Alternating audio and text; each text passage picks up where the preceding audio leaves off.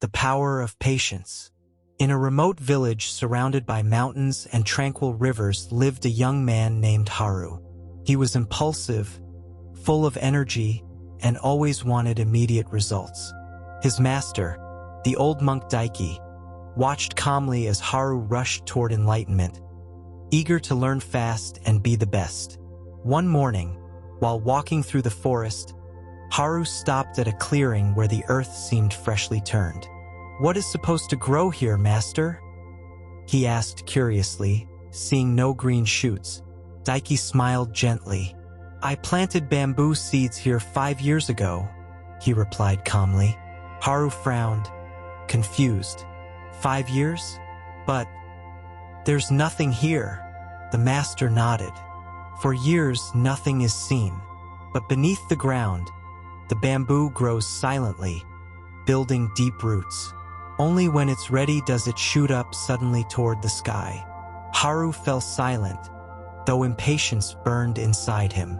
He couldn't understand how something so slow could be valuable. Daiki, as if reading his mind, concluded, "Patience is not waiting without action. It is trusting what cannot be seen, knowing that everything happens in its own time." That day, after the walk, Haru returned to the temple with a restless mind. He sat before the rock where he usually meditated, but his body couldn't find stillness. His breath was short, his thoughts raced. How can one find peace if everything takes so long? He wondered. What if I wait in vain? What if the bamboo never grows? At night, he went to see Master Daiki, who was lighting an oil lamp. The light flickered gently, and every movement he made was slow, almost deliberate. "Master," Haru said, "is there no way to speed up the growth? To learn faster, to move ahead more quickly?" Daiki poured the oil carefully, without haste, and replied in a calm voice, "Sometimes what grows too fast has no roots, and what has no roots falls with the first wind." Haru lowered his gaze. Inside him, something stirred, like the earth covering a seed that has yet to sprout. "What if I fall behind?" he whispered. Daiki approached, placed a hand on his shoulder, and said, "The bamboo does not compete with the pine. It simply waits for its moment. And when it does, it grows tall enough to touch the sky." The next morning, Haru went to the clearing where the master had said he planted the bamboo. He sat there in silence. For the first time, he didn't try to understand with his mind. He simply listened. The wind brushed the dry leaves. Birds sang softly in the distance. And beneath his feet, the earth held its secrets. For days, he repeated this ritual. He went alone, sat before the empty ground, and simply observed. At first, he felt frustration, then boredom, and finally, a strange calm. One day, Daiki approached and offered him a cup of tea. "You've come every day," he said with a smile. "Are you waiting for the bamboo to sprout?" Haru shook his head. "I don't know, master, but I've started to feel something here." He touched his chest. "As if I no longer need anything to appear." Daiki nodded, satisfied.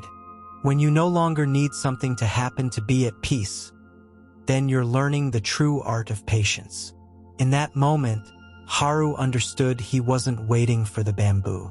He was learning to be present, even when nothing happens. The seasons passed. Spring brought flowers to the temple. Summer filled the fields with life. Autumn gilded the trees, and winter blanketed everything in silent white. Haru was no longer the same. Though still young, his gaze had softened, deepened, like someone who has stopped fighting against time. One day, returning from the forest, he noticed something different in the clearing.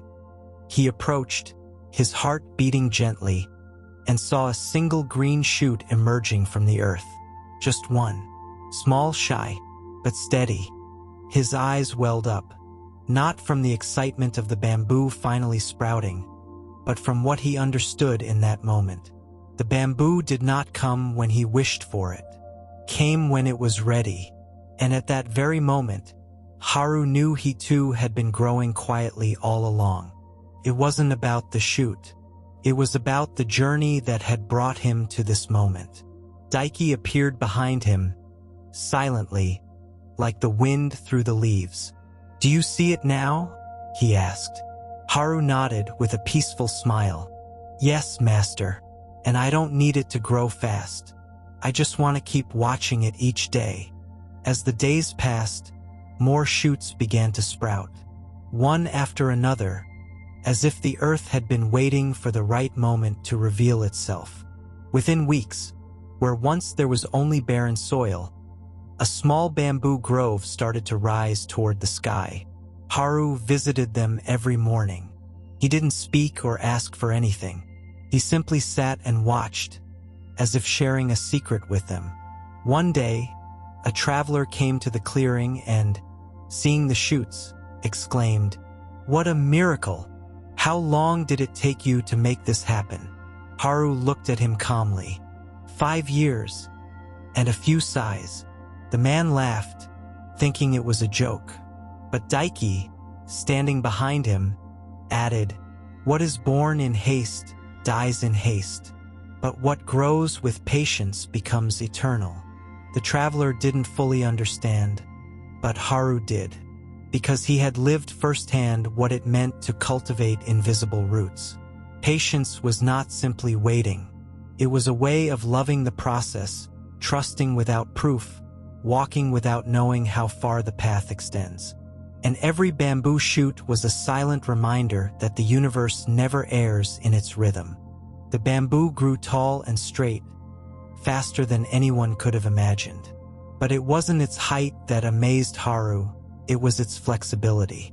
With every strong wind, the stalks bent without breaking, then gracefully returned to their upright position. "See how they don't fight the wind?" Daiki said one afternoon.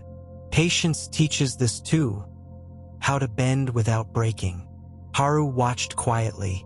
He now understood that his old impatience wasn't strength, but weakness disguised as urgency. True strength was gentle. It was like the bamboo, firm in its roots, yet flexible in form. Sometimes other young seekers came to the temple looking for quick answers, instant enlightenment, shortcuts to wisdom. Haru welcomed them with a calm smile and led them to the bamboo clearing. "You won't find answers here," he told them. "But if you stay long enough, perhaps you'll hear the silence that holds them." Some left immediately, others stayed a few days. Very few remained in silence for more than a week.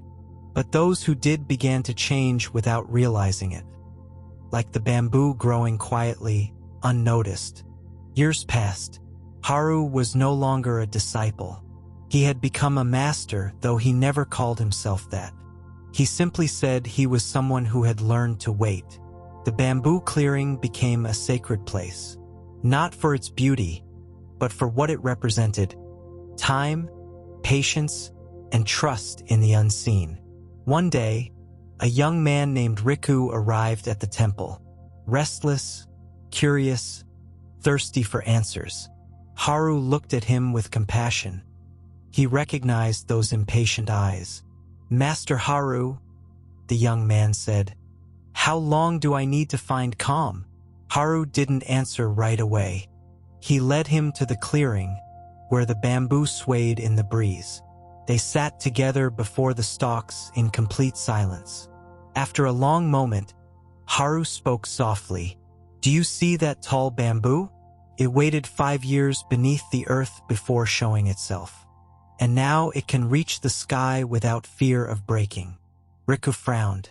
"And what was it doing all those 5 years?" Haru looked at him tenderly. "Preparing, without anyone noticing. That's how the soul grows too." The young man fell silent, not because he fully understood, but because, for the first time, something inside him began to listen. Over time, Riku kept returning to the clearing, sometimes in silence, sometimes with questions. Haru didn't answer them all. He knew that the deepest answers aren't given. They reveal themselves like shoots after the rain. One morning, Riku entered the temple with a calm smile. He bowed to Haru and said, "Today I understood something, not because someone explained it to me, but because the silence showed me." Haru looked at him with quiet joy, like someone watching a long-cared-for seed finally bloom. "Then you are already growing," he replied. That night, beneath the moonlight, Haru walked alone to the bamboo clearing.